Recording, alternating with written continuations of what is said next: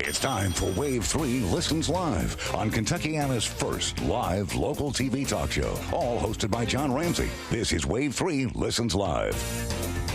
Thank you so much for joining us. Hope the kiddos are enjoying fall break. Welcome to the show. Let's take a look at the rundown, see what's going on today. We've got tickets to see I Love Lucy, a PNC Broadway series production, live on stage. And if you win these tickets, you'll actually get to come in here into studio, and you can win some valuable prizes. American Senior Communities, they're coming in. What if mom or dad has an accident at home and they need to be admitted immediately into a senior facility? We'll tell you about that. Brown Mackie College, bringing in the big cheese. Campus President Eric Rudy is with us here today. And from the Kentucky Association of Marriage and Family Therapists, Dr. Eli Karam. If you have an issue at home, whether it be son, daughter, husband, wife, it's okay, we all do.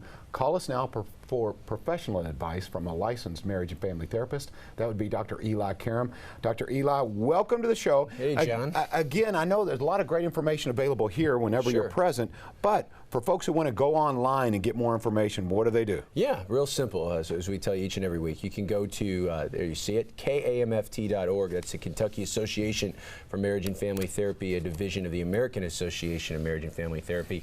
And on our website, you can get lots of good news for you, the consumer. In addition, you can see from the last almost 2 years now of segments we've done here on the show, lots of answering viewer email and taking your live calls like we do each and every week. So you can check that out, and there you see the Wave 3 Listens Live box. You can check on there and see that. So a great place to get more information on everything family and relationship oriented.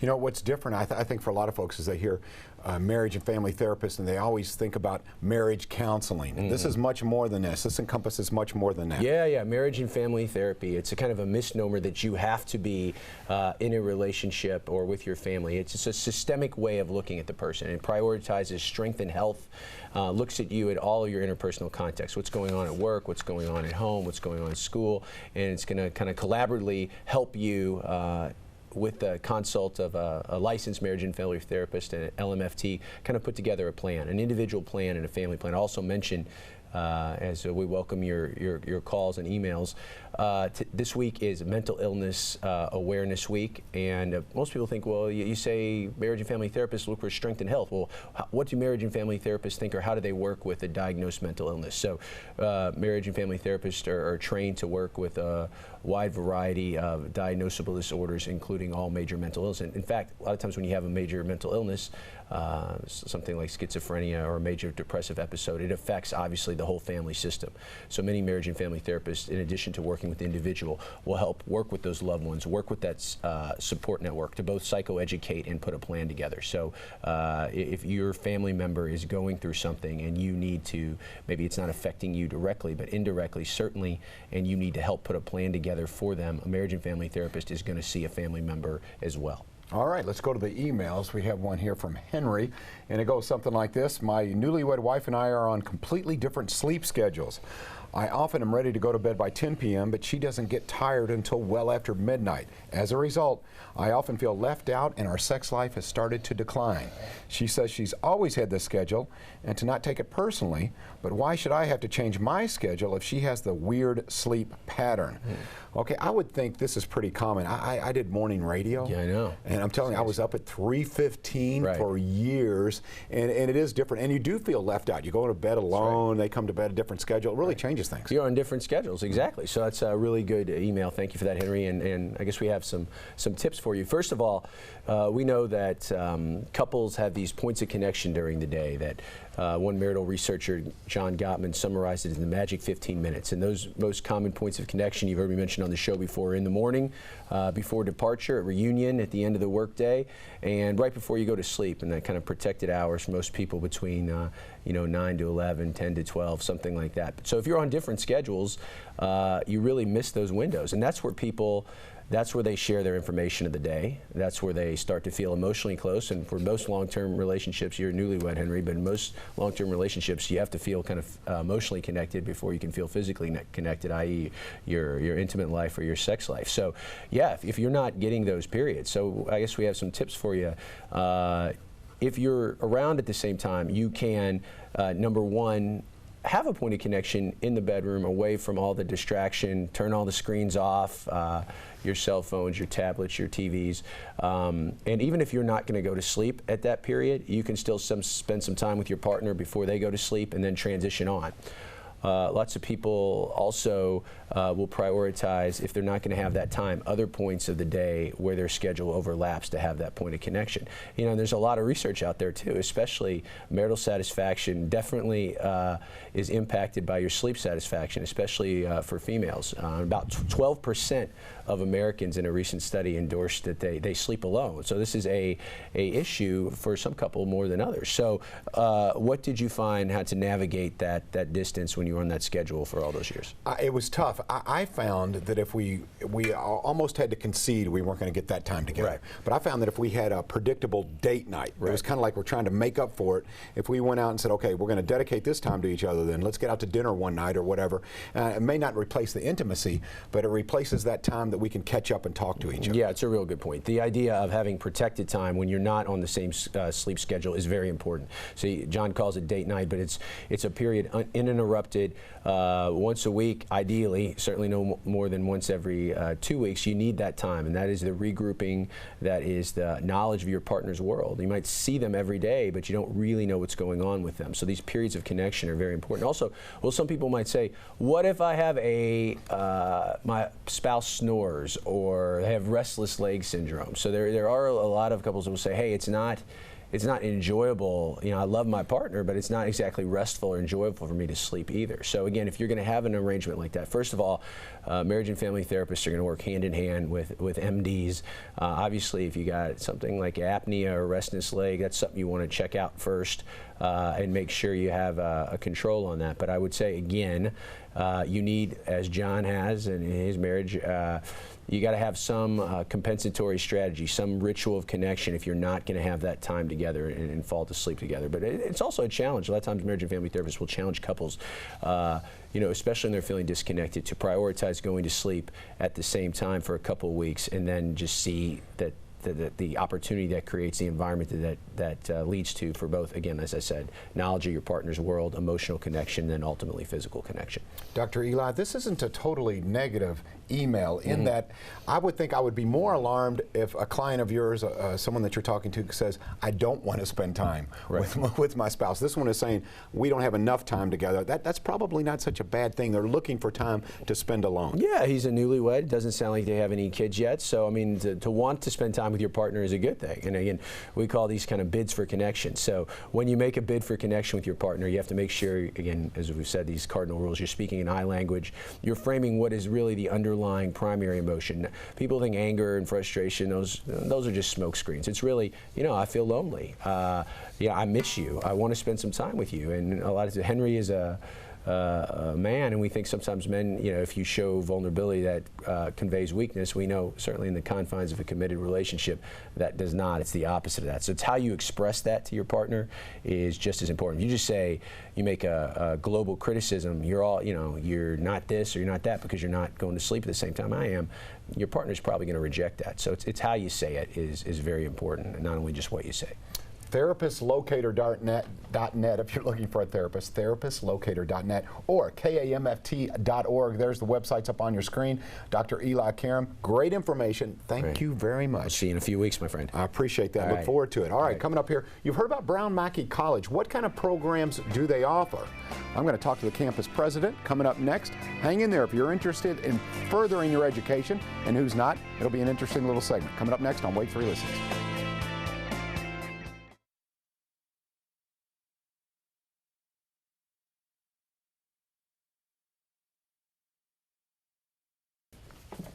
Look at you all ready to roll, man. It's not my first rodeo. No, I don't think so.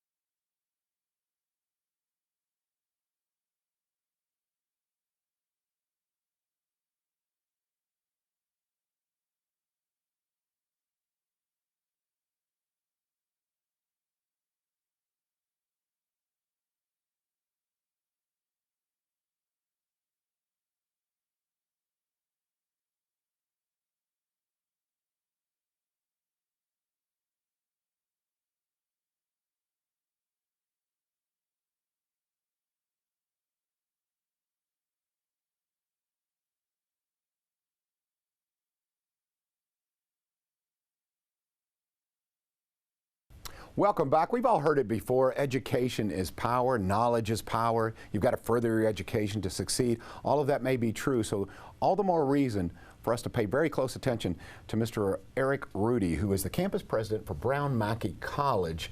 And we were talking off camera here, and boy, you were loaded for bear. You're like, I've got some really good stats, and I love to hear that. But before we get into all that, let's talk a little bit, just a little overview on Brown Mackie College. Brown Mackie College. We offer associate and bachelor degree programs in a wide variety of areas, including allied health, criminal justice, a lot of different IT areas. So basically, we're all about changing careers and changing people's lives. And we do it in a kind of a unique way.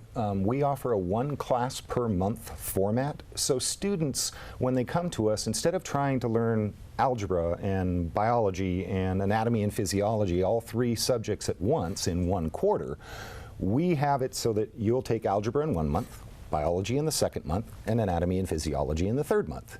It's offered in a unique one class per month format on 3 days a week. So basically our programs are designed to allow someone to change their life while they're still having a life. I see. You know, that makes perfect sense. Thinking outside the box, don't stick with the old way of doing things.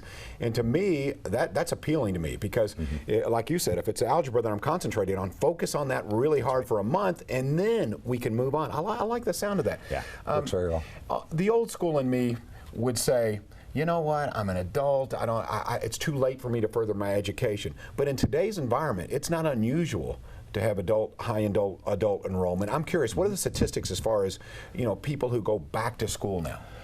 I would say there's a lot of adults that go back to school either to enhance their career or actually to change their career. So what we're finding is that as more and more adults are trying to get better in their environment or get better in their living situation, they're choosing to go back for education. Education is the balance and the likelihood that you're going to actually move forward to be successful. And one of the biggest challenges that we face as adults and learning in an adult environment is something that I'm very, very passionate about, and that's basic adult literacy. We have a crisis, John, in the United States with adult literacy. It's estimated that 36 million adults read below the third grade level. Wow. 36 million adults read below the third grade level. In U.S. adults above the age of 16, 15% of them are only reading at the fifth grade level. 29% of them are only reading at the 8th grade level. Wow, that's scary. And statistics specific to this area, to the Louisville area, to the state of Kentucky, it seems we're always on the bottom rung when it comes to education. Do you find that to be true? It's getting better. Good. I mean, when we look at the statistics over year, Kentucky is doing a lot better, but we still have about 40%, 4 out of 10 of Kentucky adults are considered reading challenged. And reading is a foundational skill. I mean, you couldn't do your job if you couldn't read, neither could I. And as a result, people really need to understand and realize that when you're trying to better yourself and become more successful, that foundational skill of reading and reading comprehension is absolutely paramount. I mean, it affects every part of your life. 45% of adults who are reading challenged are unemployed. Makes sense. If you can't read a job description, you certainly can't fill it out. And so what we're trying to do is we're trying to not only educate the public about the importance of reading and the importance of particularly reading to your children. If you're an adult with young children, read to them every single night. Read with them, because that encourages them to then read more. And as people begin to read more and begin to get more literate, it allows them to become more successful in life, because it's such, as I said, such a foundational skill that you need. You know, we kicked off this, Mr. Rudy, by talking about people enhancing their life, maybe trying to get that promotion at work. Now we've gone to adult literacy. Does Brown Mackie actually fill that obvious need?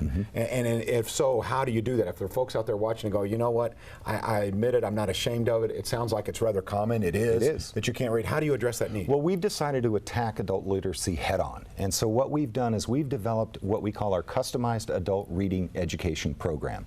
It's a community service. We call it our CARE program. And it's offered to anyone who needs help in reading. It's designed to increase reading comprehension levels in adult learners anywhere from 1 to 3 full grade levels in 1 month. And what we do is that if someone comes to us wanting to change their lives and become more successful, and they want to do that through education, we're going to give them an assessment. And that assessment judges their reading capabilities, their writing and composition capabilities, as well as their math capabilities. Depending upon where they fall in that assessment, we're going to either enroll them or offer them our CARE program, which is, again, basic adult literacy. It just gives them that foundation of learning. Or they can go into our Fundamentals of English program. They can enroll into that program, which builds upon reading comprehension skills and gives them an even better foundation for success, followed by our professional development program, which is college skills. It's study skills, time management, how to actually succeed as you're going through an education. So by the time you're done with those 3 programs, what we consider our first quarter academy, you've got a really strong foundation to move forward in whatever program or whatever career that you're trying to learn in. It's basically trying to make sure that people who are just coming back to school, perhaps you haven't been in school for a long time, give you something to say, okay, I understand, I can build off of this foundation and really truly get a head up into your education and into your new career. You know, not only are you campus president, you should be a motivational speaker. You've got me fired up about enhancing my life. Hopefully he's done that for you as well. Mr. Rudy, you have an open house coming up. Let's talk about that a little bit, because folks out there, if you have any questions, if you're interested, changing of the seasons, a good time to change your life for the better. Let's Absolutely. Yeah. We've got our fall open house, which is happening on Saturday, October 25th from 10 to 2. The information's up on your screen. You can visit our website at brownmackie.edu or call the number 968-7191, or just come down and visit the campus. We're on the corner of Fern Valley and Preston Highway, and we'll be happy to explain all of our programs, as well as give you an opportunity to learn about our CARE program and about adult literacy in Kentucky and in Louisville itself. I love this, and this is good for the community across the board, not only for you as an individual, and like you said, it could be just the case that, hey, I'm looking for a promotion, I need more expertise in this arena, or it could be, hey, I need basic reading skills. Correct. And as I said, I think this open house is a perfect chance. Folks like you going to be there, they You can bet. talk to professors, Absolutely. etc. They can talk to staff, other students, all of our faculty. It's just an opportunity to tour the campus. We also have a lot of activities that happen at our fall open house because it's right by Halloween. So bring the kids. Bring them in costume. We'll take pictures of them. We actually are hoping to have a pet adoption through the Humane Society. We'll have trunk or treat with a nice, safe place to get candy for the kids, and it'll be fun. All right. Opportunity to learn about learning and have some fun. All right, Eric Rudy, campus president, Brown Mackie College. Thank you for the information. My As pleasure. I said, you got me all fired up. I want to improve my life. Come on down and come on down. I need to come see you. All righty. Coming up here, we're going to talk about what if mom or dad has an accident at home and you have an emergency situation. You need a senior care facility. Well, I'm going to help you out. Coming up, we have American Senior Communities to talk to you about addressing that issue. Coming up next on Wave 3 Listens.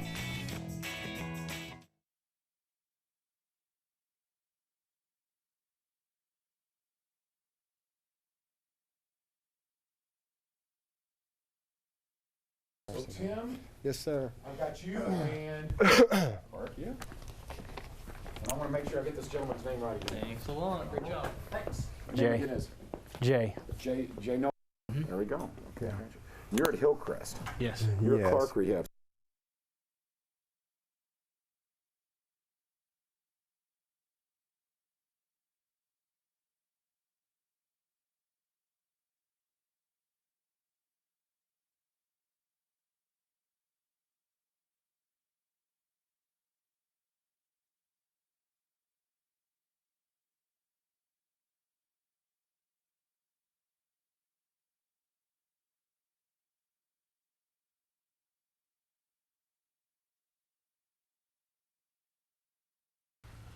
Fall is a perfect time of year to take a little bit of a cruise in your automobile, Southern Indiana, and you can help out the Salvation Army. It's Cars for Christmas. It starts at Horseshoe, Southern Indiana, goes to Joe Huber's Family Farm and Restaurant. Maybe you can pick a pumpkin on your way out there and you can do a good deed. Just fill your car. It can be an antique car, something you're very proud of. It can be a clunker. We don't care what kind of car. If it's a hoopty, it's okay. It'll be a lot of fun, a beautiful drive for the Salvation Army. Just load up that car with toys. For details, I encourage you to call Pat Davis, 812-952-3140, or you can call Mike Bratcher, again, 812-969-2036. Go to Facebook at Cars for Christmas. Go to Facebook. They've got their own Facebook page, and there it is. All righty. I mentioned something, no one wants to think about this, but it's a reality of life. Mom or dad, well, they're getting a little bit older. Something may happen at home. You may have an emergency situation where mom or dad needs professional help. You need a senior care facility, and that's why we have the folks here from Senior Communities, or American Senior Communities. Tim Simont, who is on the show often, is with me. Tim is the Director of Marketing and Admissions at Clark Rehab, and his counterpart here, Jay Nolan. Jay, you're the administrator in training at Hillcrest, correct? That's correct. All right, you guys are a little different tandem here. Yes. But the issue, Tim, is about emergencies. When you're at home and mom falls or dad falls, not only are they hurt physically, but you realize, hey, we may have hit the point where they just cannot, as bad as they want to, they can't help themselves. Exactly. So let's say mom or dad falls and they're hurt, but they're not hurt enough to go to the hospital. Okay, or let's say they go to the ER and the ER says, okay, you can go home, here's a prescription for some Tylenol. And they wake up the next day and say, oh my goodness, I can't get out of bed, what am I going to do? Well, of course, you can call Hillcrest Village, American Senior Communities. You can ask for the Director of Admissions, ask to schedule a tour. Okay. We need some information though. We need to know the patient's name, the type of insurance they have. Do they have Medicare, Medicaid? Are they uninsured? Will they be paying private? Do they have VA benefits? So there's so many different insurances that we definitely need to do an insurance check on the patient. We need a med list. We need to know a little history of the patient. Does the patient suffer from other diagnoses besides what their chief complaint is? Okay. Sometimes it's obvious, Tim, but I want to ask you, Jay, what are some other indicators, perhaps, that it's time to take a look at a senior care facility? One of the big things we see a lot of is when they're having problems managing their meds at home, something like that. Somebody, as we get older, we tend to be forgetful, and the more forgetful you get, you start forgetting things, and when you start noticing it more and more, it's maybe time to start looking at our facilities. The facilities we have in the area really do focus on dementia patients, and we are well equipped to handle with those patients. And if you are worried about mom or dad, feel free to call us. We'll come out and assess them, kind of take a look at them, and let you know where we think they're at clinically to come to the facility. Jay, that's a good point, because you're right. You think, okay, it's harmless, mom or dad don't remember things as well. But when it comes to medication, that could be a life or death situation if they're not taking the right amounts, if they're taking too much, too little, not at the right times. This is crucial things, and if they can't do that, it's not because they're not smart enough, it's just because they're just a little bit forgetful. Cognitively challenged, yeah, they're not there cognitively, and it's, some people will set up, they get the script boxes Monday, Tuesday, Wednesday, Thursday, Friday, Saturday, Sunday. Well, if they can't remember if it's Monday or Tuesday, if I took it or not, then you can still end up taking too many, even though they're taking the precaution to set their meds up in those pill boxes. So, I mean, there's still a lot of concern there. But, makes perfect sense. Just any kind of cognitive ability, will affect that. I agree with that. Okay, Tim, now, how can you expedite the process? If you have an emergency situation at home, whether it be a fall, maybe it's a mild stroke, the hospital sent them home, but you're going, okay, I need to get them admitted pretty quickly because I'm worried. I can't work any longer because I'm worried about mom or dad or grandpa or grandma. How can you expedite the process? Well, first of all, we want you to know that we're going to do everything. Okay, we're going to go out, we're going to assess the patient. We're going to set up a time to go out and talk to the family member along with the patient and do an assessment. We're going to ask for a medication list. We're going to ask a couple questions, brief history, as well as getting their insurance information. Okay. Then what we have to do too is every patient that comes into a nursing home has to be pre-screened to make sure they're suitable for a nursing home. Okay. So that is through Lifespan. Okay, and it's a pre-admission screening. It's a couple forms that we fill out, either Kristen or myself would fill out, and we send into Lifespan. Lifespan can take anywhere from 24 to 72 hours roughly, but we normally can get a patient in as long as we have the proper information. We get the PASS-R completed, and we have to get an order from either their physician or our medical doctor, okay, to admit from home. Okay, once we get all that in line, we can get them in almost within a day. Within 24 hours, we can get a patient in. Now, I've been to both Clark Rehab and to Hillcrest. I think people would be happy to know that these are facilities that have genuine compassion. I've met the staff. I know how important it is to you. For those out there, maybe older folks who've been reluctant to take a look, you know, come on in and see the facility. I think I can't encourage you enough to take a look for yourself. Jay, how can they schedule maybe just call a tour of your facility and come take a look around and find out the kind of folks that work there? Well, you can either stop in as a cold tour. We'll always have somebody there that's glad to tour you, or you can give us a phone call, 812-283-7918.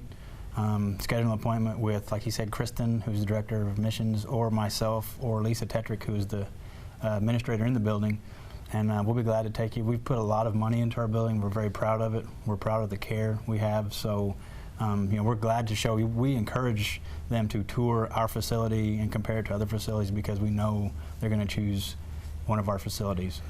And I want to correct me if I'm wrong, Tim, but you said something about your staff going out to their home. Yes, they can do that. That's with every important. building. Yeah. Each building, we have our own facility bus, so therefore we've got that ability to go out and pick up that patient, their belongings, and bring them in. Because a lot of times, say